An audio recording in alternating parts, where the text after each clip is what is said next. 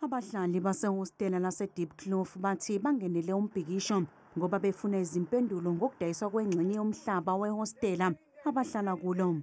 Vele istrike asuke ngoba sifuna ukuthi kwakhiwe la ngaphakathi, isakhiwo asikho la ngaphakathi, kade kwahlala kungakhiwe la ngaphakathi. Sifuna ukwakhiwe yikho kusuka istrike sayizaphuma saya emgwaqeni. Sifuna ukuthi ukwazi ukuthi kwenzakaleni because indawo yethu manje seyinezitori zokuthi seyithengiwe and we don't understand ukuthi ubani oyithengile and thina siphakathi.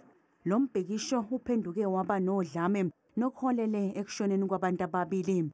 One of the protesters, it is reported that he was knocked out by the car and he was then taken to hospital where he died on arrival. And another truck, when he saw the protesters, so he was trying to get his way out, but he found himself inside the hostel.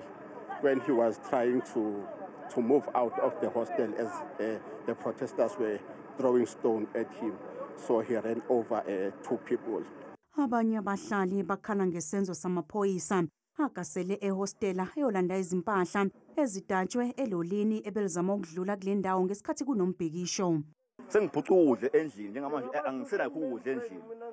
Kodwa amaphoyisa engithengile ukudla ngiwemsebenzini noma ekseni manje kufanele ngipheke manje anginakudla engizokupheka endlini.